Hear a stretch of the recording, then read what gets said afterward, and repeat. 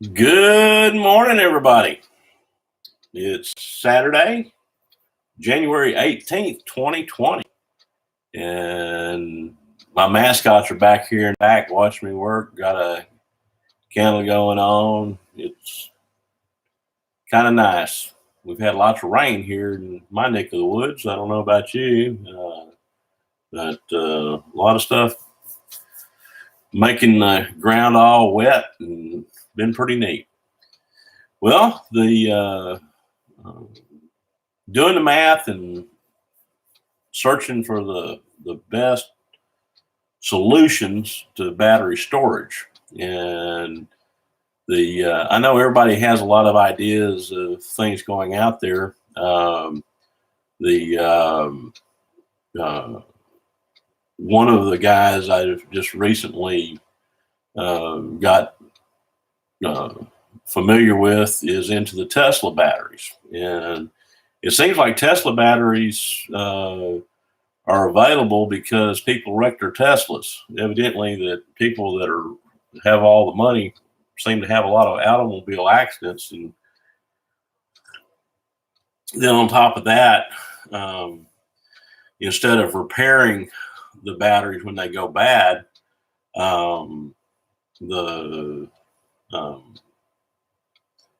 they replace them under warranty. And so since Teslas haven't been out very long and the batteries are warranted for 10 years, seems like there's a bunch of batteries out there. And so I started digging into that because they're fairly lightweight. I mean, they weigh under 60 pounds, and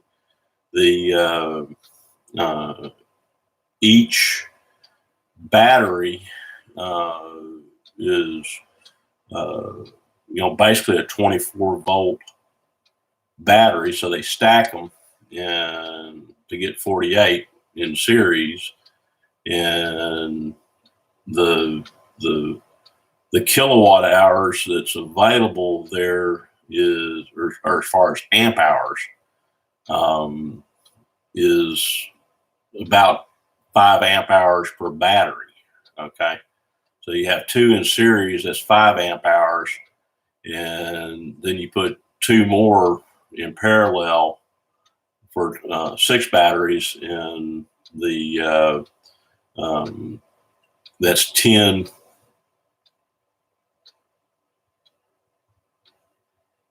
It's 10 plus 5 is 15 amp hours, and then put another 2 in parallel, you can get 20 amp hours, and you can get ranges 21. So that's a total of 8 batteries for 20 amp hours. And then I've seen some people go as high as 14. Well, on the used market, they're about, you can pick them up for anywhere from $800 a Tesla battery in the used market to about $1,400, something like that. One of the things that most people don't realize about the Tesla batteries, they have some neat functions about them with the lithium ion, but you don't want to charge them when they're cold, and you don't want to draw energy off of them when they're cold. They have a system in them to keep them at a temperature, optimum temperature, and so they have a warm-up feature with the batteries, and they're a little bit temperamental, and so the battery charging system for them also, the battery management system, those controllers are proprietary. There's people that I've seen that's hacked them, and they're available from people out there that really know the technology for just the charge controllers that talk to the BMS battery management system. Just under $3,000. I've seen one as cheap as $1,000. And I never really intended to go to the Tesla batteries, but I looked at it, and for this project, I'm going with something different. But I want to put some numbers out there to where you can understand what a 15 kW inverter requires, to go for days and days and days. My specification when I started this, and the people that know me, yes, I do over engineer whatever I'm working on, and I found that's the best way to go. That's the way that I developed my Metronomic asymmetrical motor. Is I've found out the amperage that I wanted to run it at, and I designed it to handle that amperage, and then voltage wasn't a problem. And so you take your worst case scenario of what you want, and then you go back from there. But you never hear me say, guys, that there's free energy. Yeah, I mean, we live in a sea of energy. Some people call the sea of energy, I think the new buzzword for it is the quantum fluid. And when you're working with magnets and magnetic motors and things, it's similar to magnets in that, I've got a group of magnets here, and there's 6 magnets there. All right. And actually, when you think about it, what a magnet is just a bar that's broken together. Okay. And so when I flip this end over and try to put it together, that's the pressure. So if that was a single bar, that pressure trying to push those together is actually what a battery is. Okay. It just keeps pushing that pressure, and that's some people call that the negative ions between that pressure potential. So they want to get away from each other when they get in close proximity, and it takes a lot of strength. But that's what a battery is. Okay, is pushing those together, and they're under force, and it helps you understand a whole lot about the magnetic locks and how they work. But once you get them together, you can hold them. But and these aren't very, very, very powerful magnets. I mean, these aren't the gods. But that's what a battery is, where you're pressing in those negative ions like that. Okay. And so I can hold them with one hand once I get them together, but there's a lot of pressure there. Okay. And that's what a battery is. You're just putting it under pressure. So you've got sizes and things that you can do, but when you're looking at battery and battery consumption, you want to look at the battery consumption rate. And when you're looking at this truly on the communication side, which I have had experience doing, guys,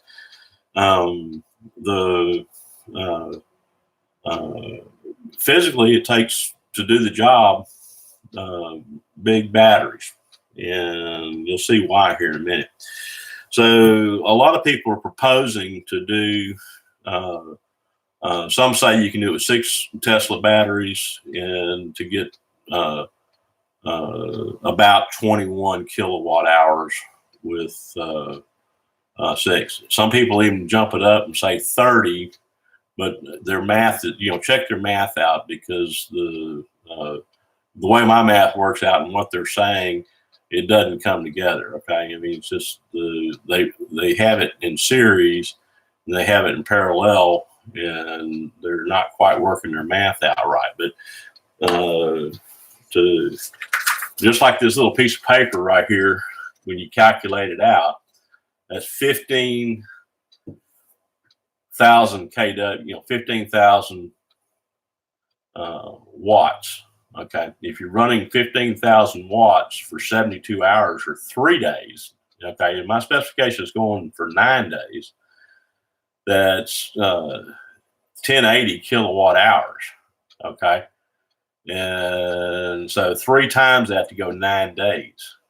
Okay, so I'm sorry, but even 10 of the so-called Tesla batteries, and that's the size of them. Okay, and it's kind of interesting the way things work out, but it's about the same size as the unit. Okay, they're not very deep. I think they're 3 or 4 inches deep, but I mean, you can see how they stack on there. So, but 21 kilowatt hours is, you can see if you're running a unit at full capacity that you don't have very much runtime. Well, people say, well, you don't have to, 2 or 3 hours. What are you doing? Why do you want 9 days runtime? Well, I mean, that's the specification I'm looking at. Now I just got to make it fit size wise. And I'm not saying I'm not putting some other things in the future with it, but that's the challenge that you're really looking at. Okay. And, I'll tell you real quick, I can get the Q up higher as far as watts in, watts out, but over time you're gonna run it out. Now, this isn't an airplane, okay? This is a home. So I've got plenty of space available that is under cover to out of the weather, out of the rain, and those type things. But just to give you an idea, my swimming pool pump is 1.5. I mean, 1.5 kW. Okay, 1,500 watts. All right, and the so it's a tenth of what this is. So you can divide that number by 10 to run that. And of course, that's where I started with my asymmetrical motor design, was to get the Q factor up to run that and do the same amount of work in the same amount of space. But it's a 3,200 RPM motor. Yeah, but that's the reason I did that, because if you ran that for a day, that's 36 kilowatts.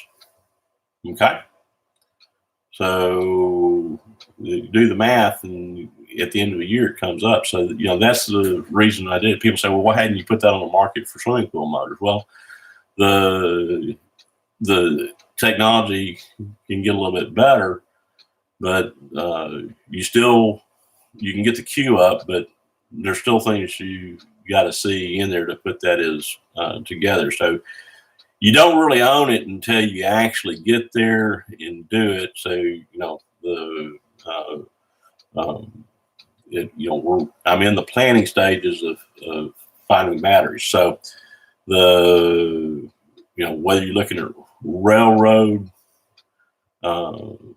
batteries, whether you're looking for telecom batteries,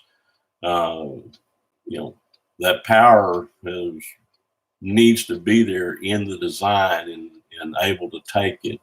But that's the challenge. And basically 15 kW is just 15 horsepower, just 15 horsepower. What does that mean?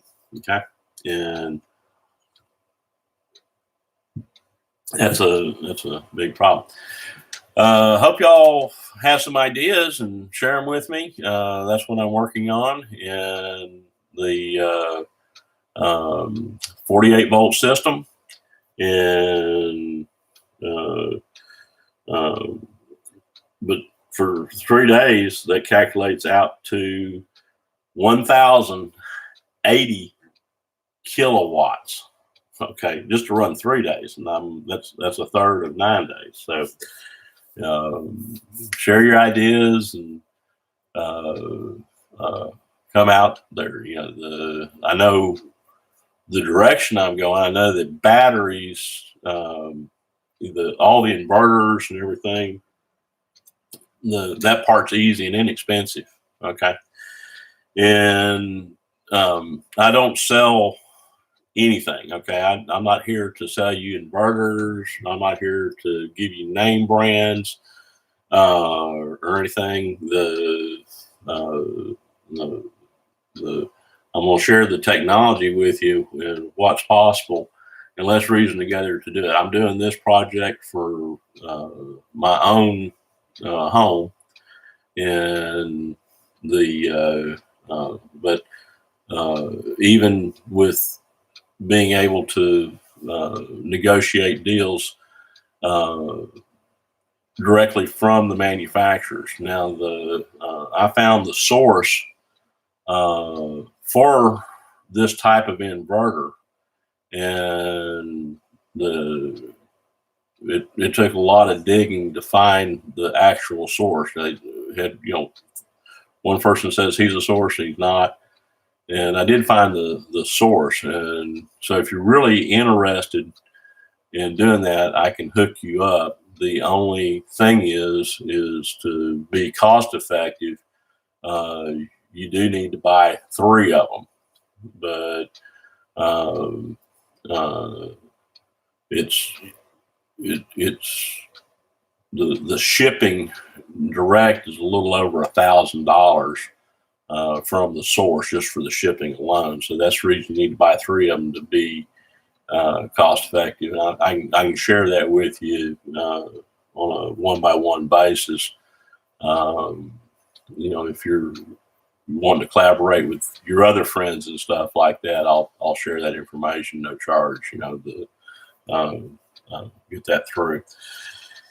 Anyway, I hope you enjoyed the video, and I got more work to do, more calculations to do. But at the end of the day, I'm just going to tell you something. Okay.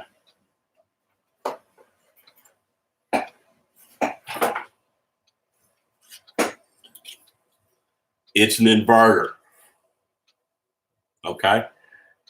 Yes, it can handle 15 kW surge power, 45 kW for up to 20 seconds. Okay. 100 amp input, 80 amp output, pure sine wave, split phase, but it's just an inverter. Okay. It's big enough to avoid problems if everything's wired and fused correctly. So we'll get into that. Like I said, the input, 150 millimeter wires, very strong connections, and short as possible, close as possible. And we'll get into the automatic transfer switching, and then incorporate this in the solar. And then we can incorporate it into the MoGens and the other thing. But you got to start somewhere. And this is, to me, as far as making the rubber meet the road, is where it's at. Comes just like I said, you do it one step at a time. And I'm one that one of the sayings is are you committed? Well, I'm committed to do this project for myself, and if I find out new information, I'll be glad to know it. But as far as my experience goes, yes, you can get the Q factor up a lot higher once you realize. But I haven't tapped into. I think it's possible. Oh yeah, I believe it's possible. I just hadn't seen anybody actually do it. And I mean, I've learned a lot of amazing things, but when you really come through to get your Q factors up, then after you do the what's going on there, it looks like a magic trick, but it's really not. So we'll share that together as we go through. I hope you guys are having fun, because as I always say, we are. I am having fun. I enjoy this. And just hope everybody's having a great day. Love you guys. Love everybody that participates. And keep on keeping on. And we'll see you next trip.